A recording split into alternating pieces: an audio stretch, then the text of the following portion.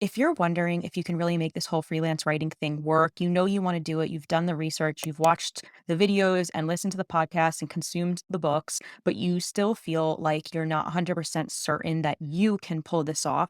There's a belief there that this probably just won't work for you. I want to tell you a little bit about my story and how unlikely it was that I would actually be able to become a full-time writer, even though I had no experience. And I'm hoping that it'll help inspire you to see that even the unlikely people who didn't look like they were set up for success or they didn't look like they would succeed as a copywriter can actually get their foot in the door pretty easily if you take the right steps. And it's really just a matter of the consistency and the timing being right and your mindset and your belief system being in check and just taking the chance and taking the correct steps, even though you don't know how it'll all pan out. So I start every video introducing myself saying, "Hi, I'm Christine. I'm a former 9 to 5 salesperson turned copywriter. I'm now helping aspiring writers become full-time freelancers and escape from their 9 to 5 jobs by cold pitching on LinkedIn." So I use my past sales experience to get on LinkedIn, start cold pitching, start working for clients, and eventually it became a full-time freelance business. And that only took about 4 months of consistent cold pitching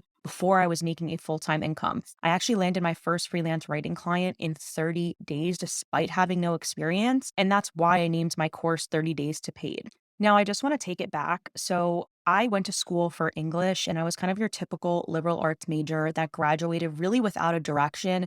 I wasn't sure what path to take because I had a college counselor who really was pushing me towards the humanities, wanted me to get involved in nonprofit, wanted me to go for my master's degree in nonprofit management. I wound up taking graduate level courses in nonprofit management. So I had my college counselor pushing me in that direction. The other direction that I thought I was going to go in was the publishing route. Unfortunately, and I don't know if it's still like this, but when I went to college, which was 2009 to 2013, my college was really split down the middle of either you were a liberal arts major or you were a business major, and marketing was entirely on the business side. And I went to a predominantly business oriented school. So most of my friends were part of the business school. And I literally just said, that is for people who do numbers. And I'm on the liberal arts side. I'm an English major and I'm going to read a ton and write a ton. And that's going to be my major because I already knew from high school and middle school that I excelled at language and writing. I wish marketing and copywriting had been brought to my attention when I was in school because I might have gone down this path so much sooner. I went to college in New York City. I did not have that safety net that a lot of people have when they graduate of moving back in with their parents, finding a job as like a waitress or a bartender or whatever. I really needed to get started on whatever career I was going to choose immediately because I needed to support myself. I had to afford rent in one of the most expensive cities, which was New York. And I had all of these student loans to pay back, and I was so financially illiterate that it's actually insane to look back on. I only had a checking account. I did not have a credit card to that point, which is probably for the best, but I was so incredibly broke, and I didn't know the first thing about financial literacy. The only thing I really knew was that I had incredibly frugal parents, and I had the example of parents that lived well beneath their means. So I think that conditioning really enabled me to live beneath my means and not get myself into a deeper financial hole than I actually did get myself in. So my first job that I got out of college was because of LinkedIn. So this was 2013. LinkedIn didn't even have a news feed. And if you go to my profile, you'll see that I actually have recommendations from my college counselors as like my testimonials. That's how long I've been on this platform. And I've seen it transform into just such something completely different than it once was. LinkedIn was literally a glorified Rolodex back then. There was no social media aspect to it. The only social media aspect to LinkedIn was groups. And a lot of people will to this day ask, are groups still a thing? No, they're really not a thing on LinkedIn. They exist, but they definitely don't have the importance that they once had. So I'll never forget, I wound up, on top of applying to a million jobs, just trying to get employment after school, I did wind up posting in a group saying, literally the message was, I am a recent college graduate looking for entry level opportunities if anyone will hire me. So basically, the most broad thing ever. There was no rhyme or reason for what I was looking for. I know I was going on a lot of interviews for like administrative assistant jobs. I was going through temp agencies. I was really desperate for employment and I knew I needed to get this figured out. So Actually, I'll never forget her name. Her first name's Courtney. I don't wanna say her last name, but she wound up reaching out to me and inviting me to go on an interview for a startup company for a sales position. Now, mind you, as somebody who was literally writing poetries, writing long essays, I was an English literature and gender studies major, so I was learning about all, the typical liberal arts, women's rights stuff, and then to get invited on a sales interview and just say yes, I didn't know the first thing about business, let alone sales.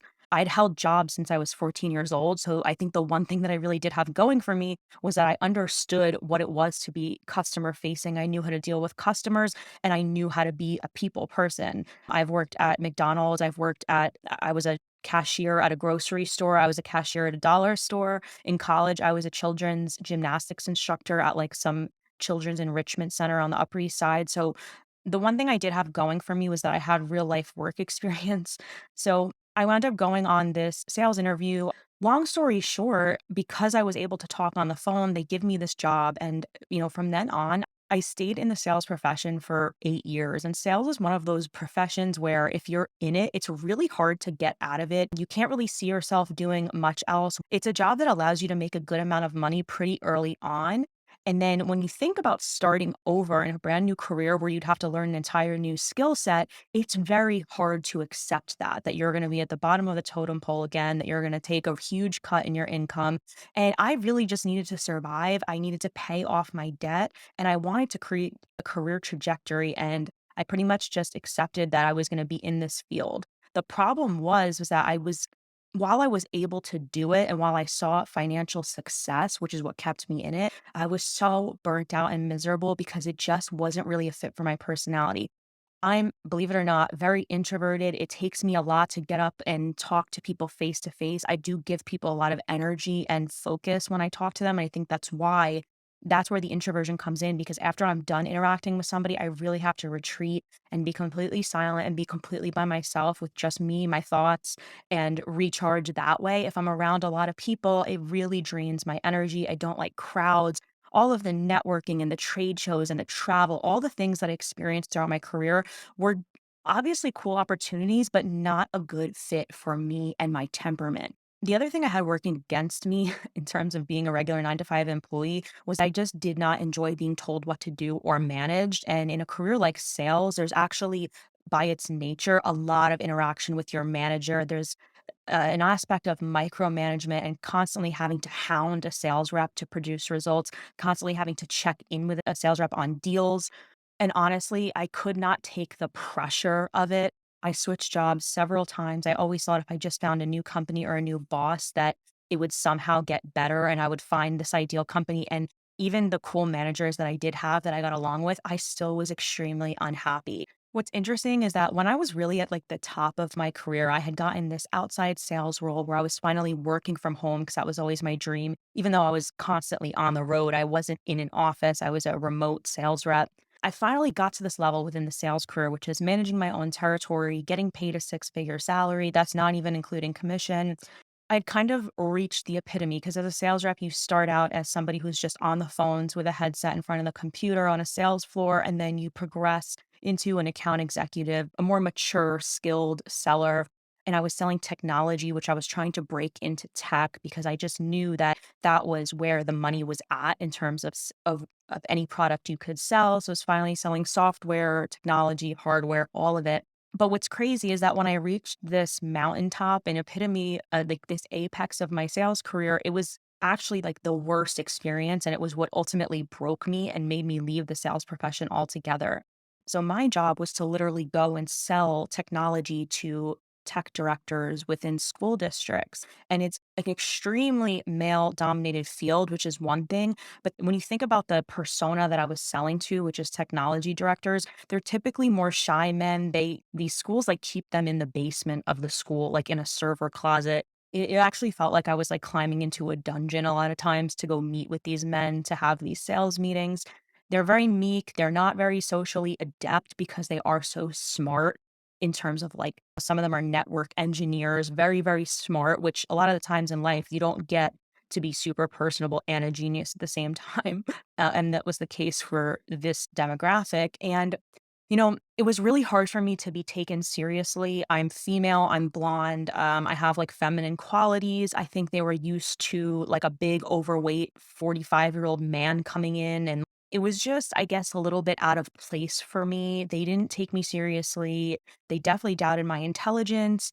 I was new also. So there was just the fact that I didn't really know what I was doing.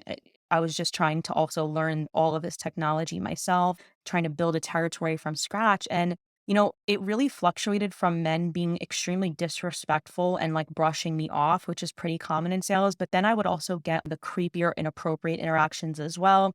And looking back, so many years later, it's so interesting because there's so much talk about like sexual harassment and Me Too. But I look back at what these men were doing and I actually kind of feel bad for them in a way because they were married. They were probably getting no attention from their wives. The minute like a female comes in and gives them attention, all of a sudden they get all like flustered and excited about it. So one of the guys in particular would text me weirdly personal stuff. One guy was sending me pictures of a hot air balloon show that he went to with his father before his father passed away and was like telling me about his father passing. It was very not professional, very weird. And then there was the more common scenarios of just like, oh yeah, you want to come in for a meeting? Well, why don't we go for drinks after work? Very creepy, inappropriate stuff. So I was getting really frustrated, not so much because I can't handle myself. Like I'm a big girl. It is what it is. Men are going to shoot their shot. I don't necessarily care so much about that. It was more the fact that I wasn't succeeding in the job and they were doing the inappropriate behavior. I honestly think that I would have, if I was really excelling at the job, I would have been able to compartmentalize the sexual harassment and just keep moving for the sake of getting myself to a good financial place. But it just felt like such an uphill battle trying to deal with all the BS and trying to hit a quota and having my manager breathing down my neck. So, there was definitely certain situations that I did report to my manager, and my manager, I'll never forget him. He was very respectful. And I remember he said, you just say the word and I will call the school district and report them to HR and tell them exactly what you're telling me, but you just tell me you want it done. And I actually told him, don't even bother because the unfortunate thing with reporting sexual harassment is that these tech directors all talk to one another. They go to these trade shows together. They go to all these events together. They talk from district to district in like some little forum. The minute I gained a reputation for being that person who spoke up, I don't think I would have ever been invited back into any other school, or people would have been really hesitant about me. So I kind of knew that it was like, do I sabotage myself for the sake of reporting this creep? Is it really worth it? So I was just so burned out. Unless you've been in a job that you're really miserable in, it's really hard to understand why somebody would just up and quit without a backup plan. But this was years in the making of me just being perpetually unsatisfied in my jobs, all of the soul searching and the therapy of like, why can't I just find something I like to do? For some reason, maybe I'm just wired this way. I can't compartmentalize if I'm unhappy at my job. Obviously our jobs take up so much of our lives, but I know so many people who are like, yeah, I don't like my job either. You think I love this every day? No, I just go, I get my paycheck and I leave.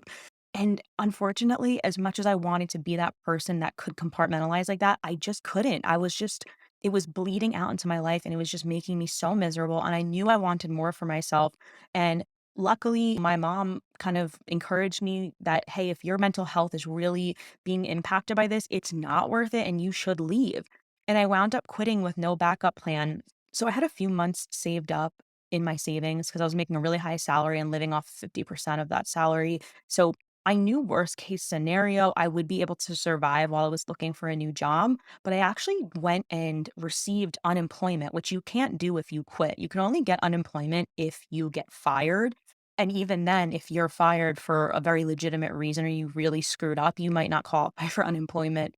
But because I had evidence of being sexually harassed at my job, I had all the text messages from these men, like asking me out, being creepy, being inappropriate. I was able to present all of that in a file to the unemployment person and actually receive unemployment. So it was really interesting because for a good couple months, I really didn't look for any jobs. I did a lot of deep self exploration. I read the book, What Color is Your Parachute? And long story short, I was like very into new age spirituality and astrology and healing crystals and law of attraction. So I was going really deep on that stuff. long story short, I did wind up having a near death experience and wound up becoming a born again Christian through almost dying. So I don't practice like any of the new age stuff, none of the crystals, law of attraction, none of that anymore. And I could create a whole video on that. Let me know if you want to see it because it's kind of crazy how I feel like some of this personal development and self-help stuff can really be toxic for some people. And I think it was for me, but I was going really deep and trying to figure out like what is the path for me. And the funny thing is that we always know what the path for us is. We just figure we can't do it. We don't believe it's possible. So we go looking for something else or we try to fit ourselves into a box like I was doing with sales. It's like I was trying to fit into this world and mold myself in, and I just couldn't. And eventually I snapped because it wasn't the best fit for me. And, I did all these personality assessments. I actually went and saw a career counselor because it was a service that was offered by my college. And I'm looking for remote jobs, work from home jobs. And I'll never forget, I went to lunch with my mom and I'm obviously complaining to her about my job situation and what I'm going to do. And she obviously had heard these complaints for a lifetime at this point, and she said to me, "Christine, why don't you do the writing thing? Like, you've always wanted to do that. Don't give up on that." It was kind of just like this very brief sentence. And she probably was coming at it from a perspective of like, go get an editorial job, go be a journalist, because that's what people typically think of with writing careers. But for some reason, what's interesting is that I shut down those recommendations time and time again throughout my career because I just didn't think it was possible, right? And if you don't think something's possible, you're not going to explore every avenue. You're not going to try the thing you need to try because your brain just shuts it down as a non possibility. But that day, for some reason, I think I had finally given my nervous system a rest from being so stressed out and constantly under pressure from my career. I had all this time on my hands. I finally was able to unwind and relax. And I just got on the computer and I Googled work from home writing jobs. And I found some women on YouTube who were talking about how to do this. And the woman whose material I consumed the most was actually Jordan from Writing Revolt. You can look her up on YouTube. I mean, her videos are always ranking in the top. And I just watched a few of her videos, and it's not so much that I followed the exact instructions, although her information was great and I did definitely use it to inform what steps I took. It was more her personality. I think I looked at her as somebody who didn't look like the traditional person. She has more of like a punk rock type style and her way of speaking is very direct. And I really related to that. And it made it seem like, there are normal people who are doing this. I think I was under the impression that anyone who was in a writing career was like the girls I saw who interned at Cosmo when I was in college, and the PR girls and the communications girls who got these types of jobs that I just never saw myself fitting into. So once I kind of saw her lay out the steps, like, hey, build a portfolio, create a website, I was like, screw it, I'm going to give this a try. And I took my little TJ Maxx planner and I said, I'm going to give myself 1 week to create these writing samples on spec. I'm going to give myself 1 week to create my website. Then I'm going to do my LinkedIn profile. Like, I still have the planner and I still have the dates and the deadlines that I gave myself. And I just said, screw it. I'm going to try this. I'm going to get on LinkedIn. Because I had the background of cold pitching for all my other sales jobs, that was really where I excelled as a salesperson, was getting my foot in the door.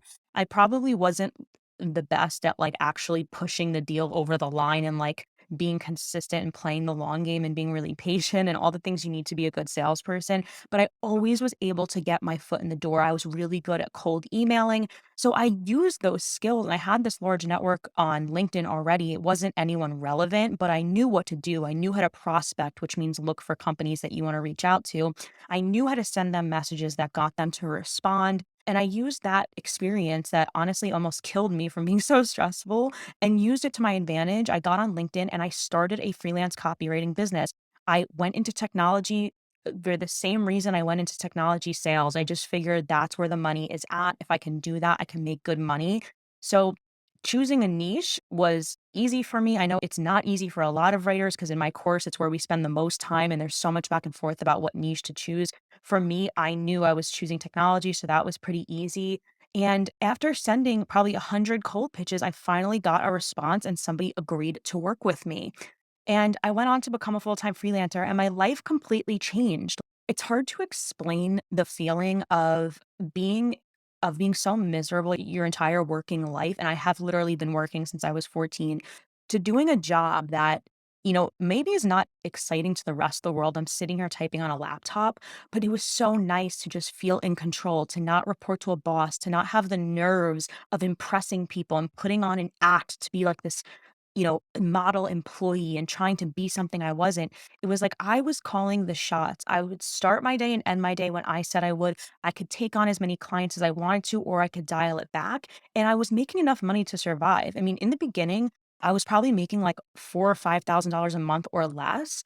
And fortunately, I could live on that. And that's why I create a lot of videos about finances because the lifestyle I lived at $100,000 base salary, not even counting commission, was the same lifestyle that I lived when I was making $4 to $5,000 a month when I first started out. And now that I'm making more, it's more or less the same. So living beneath your means is a skill that can help you have like flexibility and freedom and autonomy. A lot of people don't realize that they rack up subscriptions, they have their car lease, they have all these monthly bills that keep them trapped because the only reason I was able to take the plunge into writing was because I had already gotten out of my student loan debt.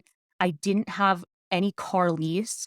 I didn't have the monthly payments that make you feel so desperate to cling on to whatever employment situation you're in. So the more free you are from that material stuff, the more flexibility you have. And, at that age, I was not even 30 yet.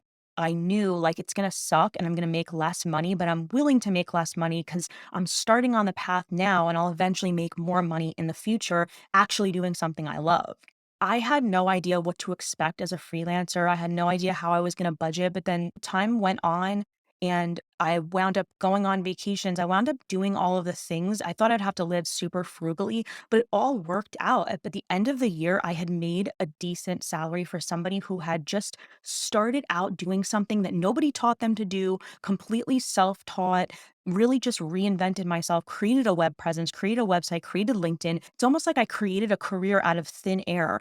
And I don't think people realize how easy it is to do that and how crazy it is that we were not able to do that a few years ago. This was not possible a few years ago. When I was in college, you had to, submit query letters and get approved and have these publications choose you. And, then you could become an author. And now we're online where if you can just write something that resonates with the target audience, if you have a service that somebody is looking for and you create an online presence geared toward that person, you are in business. And the startup costs were like less than $200, which, service-based business is the most affordable way to become self-employed.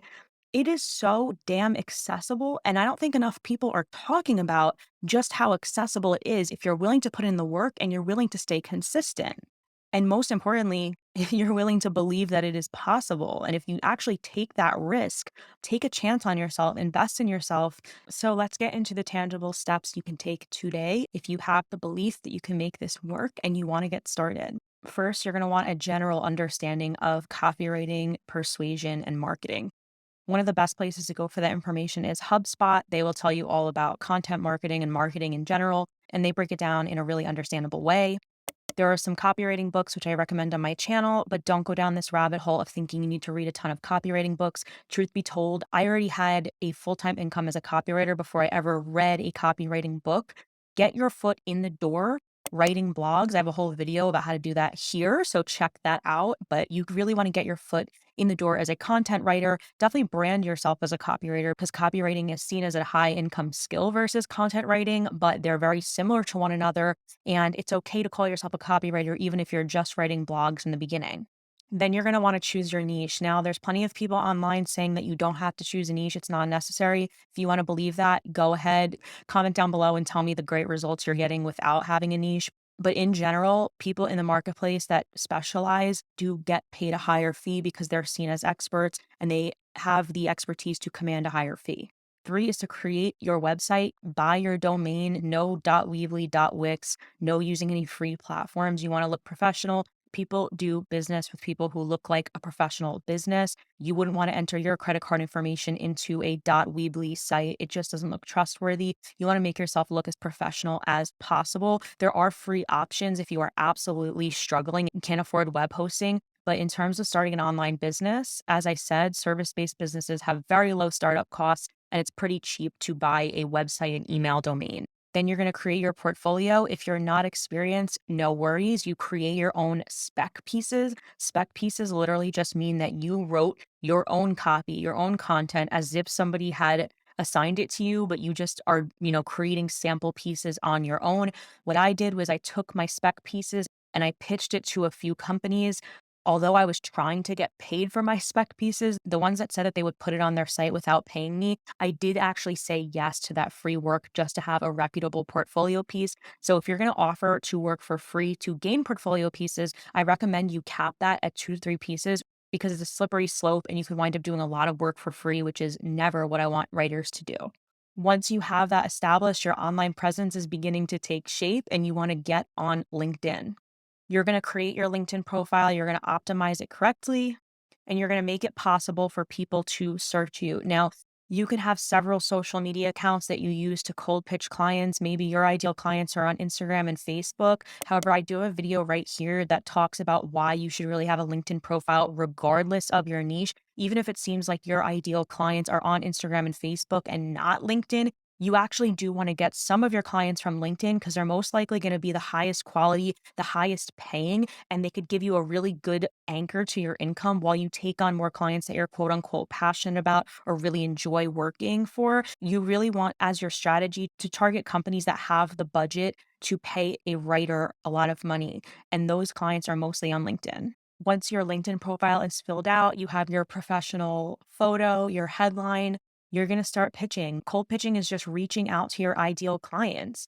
It's finding companies that you would want to write for, finding who makes those decisions on who hires the writer, and sending them a personalized pitch. Now, in my course, I teach you how to cold pitch on LinkedIn and personalize each message, but at scale, right? We can't sit there and send 30 cold pitches a day and personalize every pitch. The thing is, to get a client's attention, you can't just send a generic message that says, "Hey, I'm a copywriter looking for work." That is completely self-centered and doesn't do anything for the client. You have to create a compelling message that speaks to the client's needs. And in this day and age, when so many messages are flying around on email and all the social media platforms, your message needs to look like it was personalized to them and isn't spam. So you have to do a bit of personalization. So in my course, I give you cold pitch templates that you can actually fill out and add that personalization in. If you don't want to enroll in my online course, I actually just sell a template pack that has 35 different templates telling you not only how to cold pitch, but how to deal with every client interaction. So when a client isn't paying you, when you want to ask for retainer or ongoing work from a client, when you want to follow up with a client who ghosted you, there's so many different interactions that take place on email that make up your freelance business. And I've taken every experience that I've had for years as a freelancer and compiled them into this searchable document that people are absolutely loving. So check that out here if you're interested in getting those templates. They're for immediate access. Download them and they are yours. Now, once you have your cold pitch, you know who you're reaching out to. The most overlooked step and what tends to trip writers up is the consistency. They send a few cold pitches, they get really fired up in the beginning, but then they give up, they get discouraged because there's no response. The truth is with cold pitching is that you're going to have to do it a lot, at least in the beginning. I'm at the point in my business where I have referrals, I have ongoing work, and cold pitching is not as heavy for me. The only reason I cold pitch in my freelance business now is to replace lower paying clients with higher paying clients and to make sure that my income is steady and that I'm always booked out. But in the beginning, it does feel like a bit of a grind and you are hustling and sending a lot of freelance pitches. You could also be applying to jobs on LinkedIn for freelance copywriting jobs. So that's a feature I cover in my online course too, is like how to use the job search feature, how to interact with recruiters. But the most important thing is getting on a plan and being consistent with your cold pitching. Cold pitching does not work as a one-off effort if you want to be a full-time freelancer that is starting from scratch like I did. Now, if this information is absolutely blowing your mind, I want you to watch this video right now about why traditional freelance advice keeps writers stuck. One of the most common things I see with freelancers is that they consume so much information, but they're still stuck not taking action. I believe there's a very specific reason for that, and I cover why in this video right here. So definitely check that out. Thank you for watching this video, and I hope it helped.